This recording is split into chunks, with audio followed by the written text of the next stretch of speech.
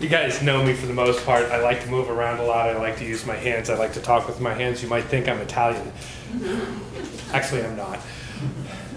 So this morning, as we were setting up, you ever have one of these experiences where you do something and it's just this little motion and all of a sudden something don't feel right? Well, I picked up a lamp, that one particularly, and all of a sudden my back is not working correctly. And then I started thinking about this metaphysically, because I'm a New Thought minister. And I thought, what is this about? Oh, I'm feeling unsupported, I'm feeling overburdened, I'm feeling like I've got a story. So I had to do what we also do all the time, ask Bill to do a prayer for me.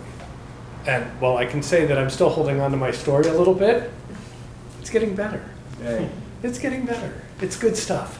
I love this because, it works right now, all the time, You see, today's talk is about the power of yes and no. In New Thought, we talk a lot about the power of yes. The universe is always saying yes. It's the only response the universe has. And we're always saying no. A lot. In fact, we have to spend a lot of time training ourselves to say yes to all the good that surrounds us, to the infinite abundance that is flowing through our lives in this very moment, to the worthiness of our very souls. Anybody have an issue with self-worth? Come on. So if nobody raises your hand, I'm coming to your house and you're going to teach me. We all have issues that we're dealing with. We all have these things that come up. This is the nature of humankind because, on the metaphysical level, on that big picture level, the universe is in absolute divine order. God's done. It's complete. It's whole. There's nothing left to do. The entirety of it is perfect, whole, and complete right now. That's the big metaphysical picture of it. In this human experience, we get a little bit more duality in our lives. Right? We get a little bit of this, well, I'm not sure this is all working right. I'm not sure that this is the right thing for me to do. And no, I don't want that. Anybody ever said that? Mm-hmm. Anybody ever not said that? Really? No, I don't want that.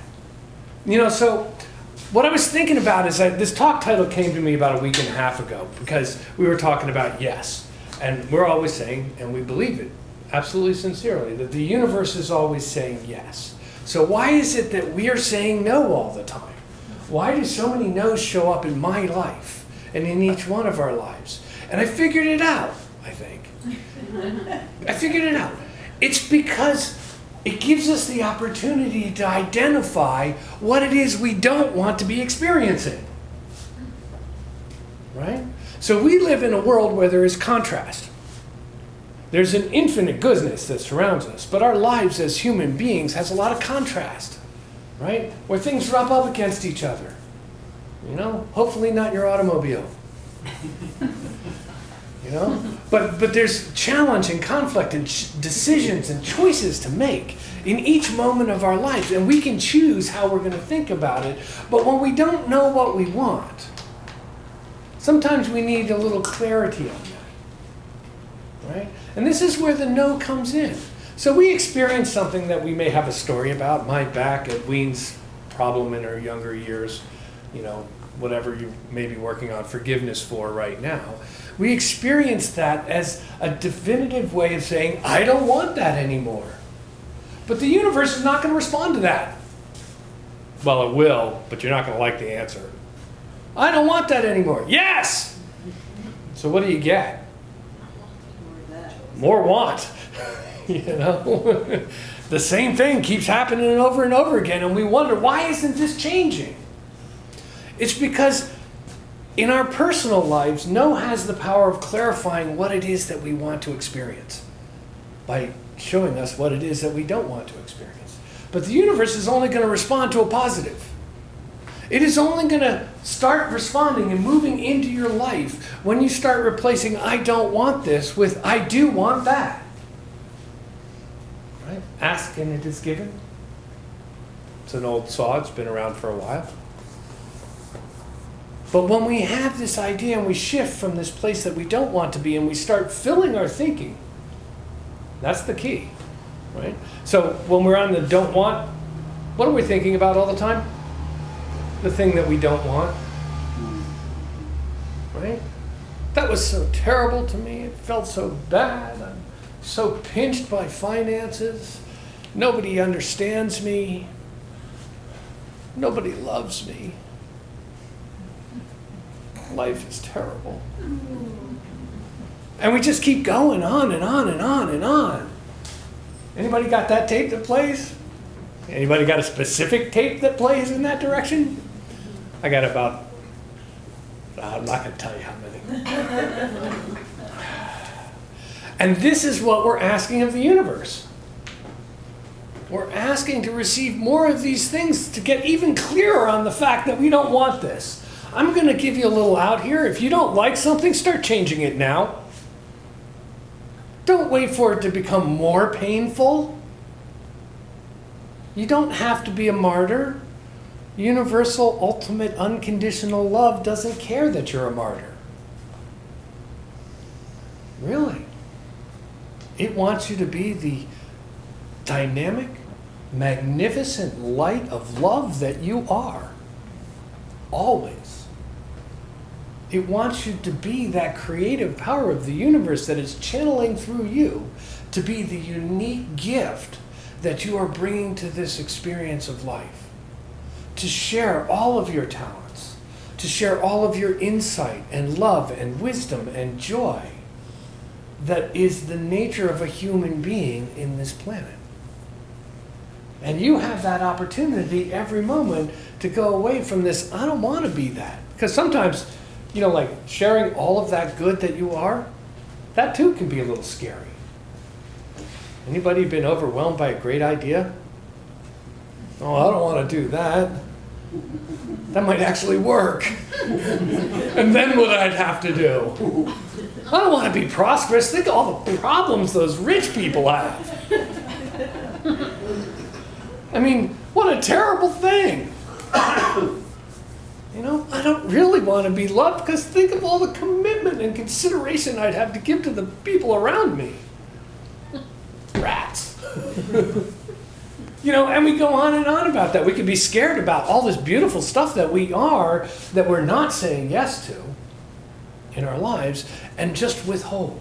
And sometimes we're better at it than others. Have you ever noticed that? Like sometimes we can get out there and like we can just shine, and we know it. Mm-hmm. Tell me you don't know when you're shining. When you're shining, your heart's full. You are totally uninhibited. You're going out and doing what you love to do. And it's beautiful. And people are like standing up and cheering around you, and everybody's laughing and joyful and having a good time. And then there's that time when you wake up and you feel like, I just want to pull the covers back over my head and not be that today. Because it requires so much of me. And everybody agrees with you. They say, go back to bed, pull the covers over your head, get out on the other side of the bed because I don't want to be around you today. You're just not being nice. Right? That's when we pull back. We're taking all of our no's and we're putting them in front of us and pushing them out there into the world. Right?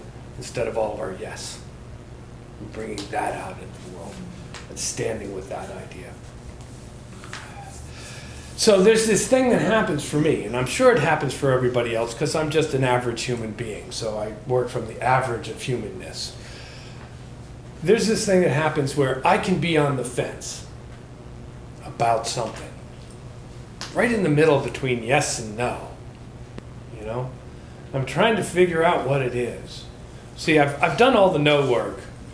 I know what I don't want, but I haven't replaced it with what I do want yet. And so if I haven't replaced it with what I do want, the universal Amazon is just waiting for me to click the send button and accept the order. But I haven't sent it yet. And sometimes that's because I'm not clear. So the universe responds most precisely to a precise idea. When we have a precise idea in mind, all of the power of the universe will move into our lives and through our lives to bring that idea about. When we have a less than precise idea, all of the power of the universe will move to bring that less precise experience about in life. Is that true? Ever experienced that? Mm-hmm. It's like, I want this. No, I don't want this. I want this. I don't want this. What do you get? I don't know. So a little more of that, I don't know. You know? And you get to sit on the fence some more. So one of the things we teach, and one of the things I recommend, is a process called life visioning. It's something, a technology, as Reverend Michael Beckwith likes to term it, in which we actually seek spiritual guidance for what it is that we should be doing with our lives. Right? Because inside of each one of us, there is this jewel of magnificence that is spirit itself, that is embodied in a unique and wonderful way as us. You've got to believe that since it's embodied as this unique and wonderful way as you, that there's some reason for you to be here right now to do the stuff that you are able to do. You may not know what that reason is. We may not ever know what that reason is. And that's okay. When you can get okay with that, you can go about finding out what it is you should be doing next. So my process is, I go through this life visioning process, and that gives me a little vision. It says whatever it may be. And I try to be really specific about it. Sometimes it's, what do I need to do this morning? And then it comes back, get up and put your clothes on. Oh, yeah, let's do that. It can be simple. Sometimes it's, what is the purpose of my life? And that one gets me on the fence sometimes, but sometimes that comes really clearly. There was a point in my life about 6 years ago where I didn't really know, actually it's more than that now, it's about 8 years ago, that would be accurate, where I didn't really know what I wanted to do. So we're doing this visioning process, and it said, become a minister. And I said, oh, no. Not that one. I'm happy being a practitioner. Let them do that. I'm just going to sit here and pray for people. It's much more fun. That one worked well. But that was the vision. It said become a minister. And so I was on the fence about this for a while, so nothing really happened with it. Like the idea was percolating in the back of my mind. I was like, I don't know what to do with that.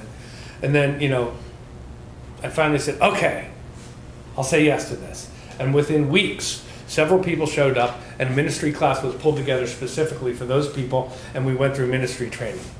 And here I am at the other end of that, but it's not really the other end of it, but it feels like it in some ways. So when you say yes to something, you get down off the fence. The universe moves through you to draw everything to you that is required for the expression of that unique idea that's coming through you. But when we find out, sometimes we've got to do a little searching for it. And I'm going to give you a little bit of a suggestion. If you don't know what life visioning is, please either stay for today's class, because we're going to do that at some form of that in the second half of the class, or get the life visioning book that's out on the table, or watch Michael Beckwith on this, or find a friend who does this and we'll do this, or come and see me and I'll put together a life visioning class just for you. Because it is such a powerful tool to bring a clarity to what our lives can be, because it's taking off the burden of what it is I want to do and saying, what does Spirit want me to do? Now, I like guidance. I'm really cool about people telling me what to do, because then I don't really have to think about it, right? Now, when Spirit, the infinite intelligence, get that, the infinite intelligence that is the creator of all of this thing, has something for me to do, I get to say yes to that. And here's a trick I learned. When you say yes to it, it begins so fast to move through your life that you don't even realize that it's happening. And when you say no to it, the same question will come around again and again and again and again until you say yes to it. And then it's going to unfold through your life. And in the meantime, you're going to be on the fence, and you're going to get all of those wishy-washy orders from Amazon. Send me something nice. Okay, here's something nice. No, that's not what I wanted. I wanted something else. the next trick about this is when we get this vision and we've said yes to it, is that what we want to do is we want to do the things that actually support that vision.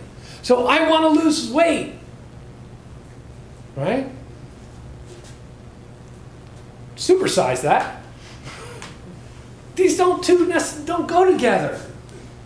We have to attune our thoughts with our activities. We've got a clear intention. We've got this vision of where we want to be. And when we want to be there, we actually have to start doing stuff to get there. Because this is a physical world we live in. We are spiritual beings, have a spiritual experience in a physical world. And to have that experience in its fullness, we actually have to move along the path that we have set for ourselves in that intention. That divine purpose that is ours alone has actual steps that go with it. So you get an idea? Look for what the next step to do is. It may be stop talking the way you've been talking. Let go of the story. Forgive everybody that you ever knew for anything they might have done to you. Let go of it. Just let it go. You can do it. It's not easy, but you can do it. You just let it go and move on to the next right thing for you to do. That might be changing your story.